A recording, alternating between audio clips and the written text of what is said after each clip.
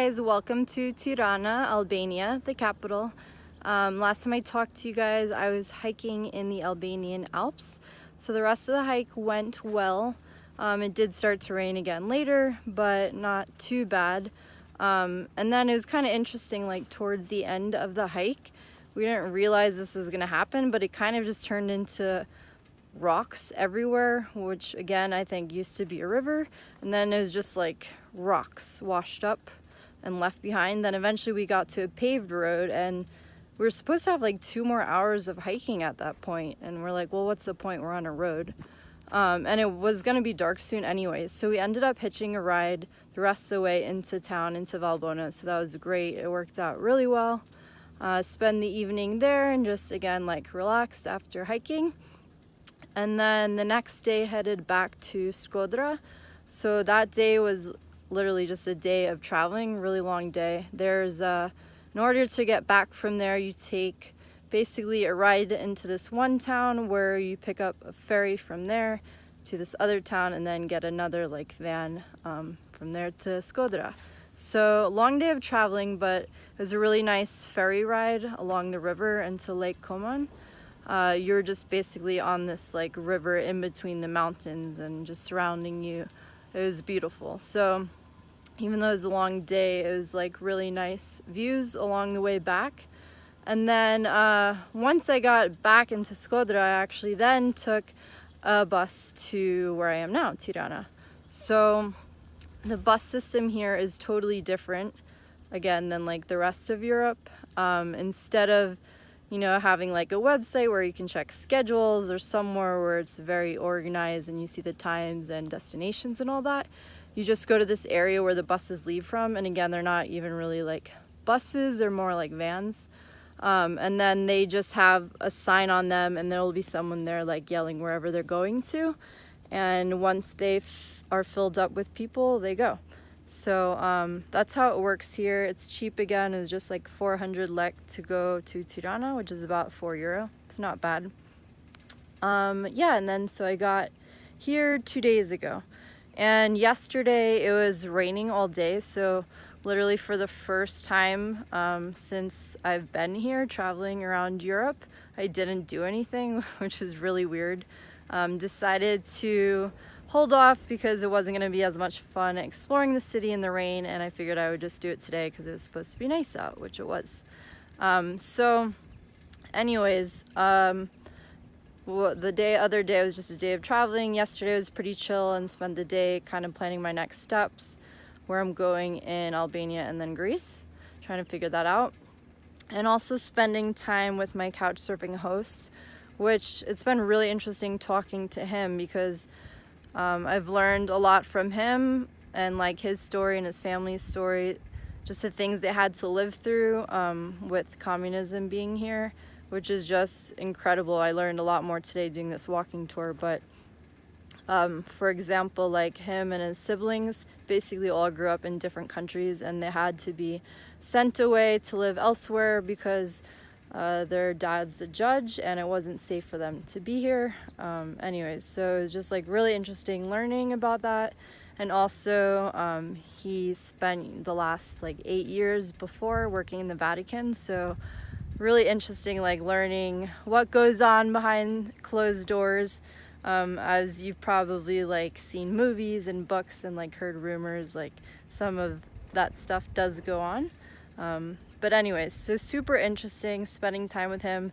We went out to lunch yesterday, had some traditional food I got to try. I don't remember the name, but it was basically this dish with like meat and cheese, almost like a baked ziti kind of dish. It was good.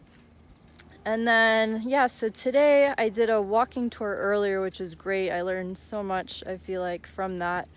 Really interesting history because here they had communism for so long. It wasn't until 91 when, things started to change and that went away. So really interesting learning about the past.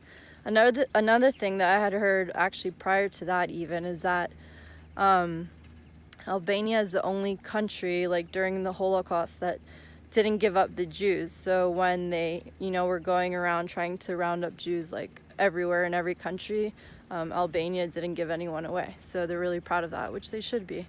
And so, yeah, learned a lot about communism here and basically how they were so isolated. Like any connection they used to have, they eventually cut off ties because any country that like originally they were kind of allies with, and then they were also communists, but later they were getting too liberal for Albania, and then they didn't want any connections with them either. So they literally were like shut off from the rest of the world. They had no idea what was going on because they weren't allowed to, even when TVs were around, they weren't allowed to watch TV or radio or anything from like any other country. So they just had no idea what was going on besides the information that was being fed to them. So really interesting to learn about all that stuff. And another thing that I noticed, so even though there's a lot of beautiful nature here, like some areas you'll just see piles of trash and like the dumpsters overflowing right next to this beautiful nature. For example, I saw that in the Alps, and you know, like dogs like eating the garbage and stuff. So I was wondering about that, and I had heard and then learned more today that basically because they were cut off from the rest of the world, they didn't have like all the other resources and things and products that the rest of us were consuming. So they didn't have plastic and cans and all these things. And so once all of this was introduced, like no one was educated about, you know, how you should be disposing of all this waste and stuff. So that's something that they're still working on. But you do see like a lot of trash in places. So hopefully over time that will improve. So yeah, today we walked around to Skanderbeg Square, which is the main square. There's the Natural History Museum over there and the opera. And a lot of stuff in Tirana is pretty modern. A lot of things were built in the 2000s. And so there's all these squares on the ground of this square. And they're all like formed from different parts of Albania, and they're all like comprised from different parts of the country. So that's cool. It's supposed to kind of symbolize unity, the country. And we saw this old clock tower and mosque there that I think they're going to renovate at some point. But again, it was one of those things that like, because religion also was suppressed, you know, during communism and all that, but they let this one mosque survive because it was supposed to be like a historical monument more so. And then we saw they have two museums here that they're actually originally bunkers and they turned them into museums. So we walked by one of those. The other one's near where I am now. And also to this old building that's like a pyramid. Later I actually climbed up to the top, which was interesting. It's always kind of scary because it's literally just slanted like that. And then you go up and have to come down. So that used to be a communist building. And eventually I think they're going to renovate it into some kind of youth center. And then we saw also like another mosque, an Orthodox church, another church. So all of these religious buildings, they're funded by other countries, actually, not Albania. So other places are putting money into them so that they can be built here. So for example, like Turkey put money into building the mosque, and the church, the Vatican funded.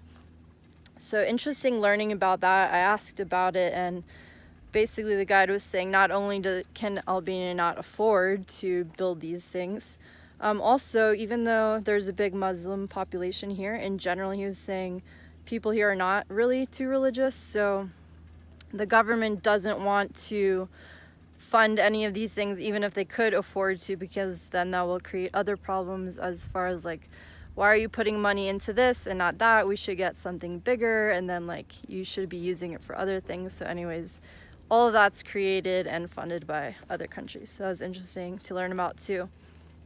And then later I went to this place called Sky Tower, which at the top they have a restaurant. You get a really pretty view of the city.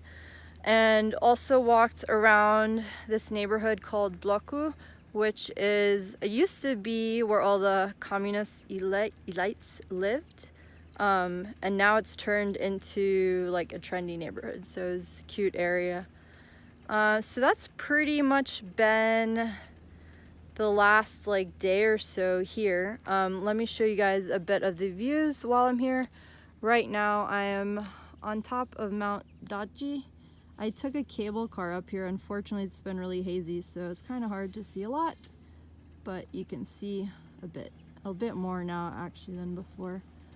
And some more mountains that way. Apparently they actually do paragliding from this point, I think.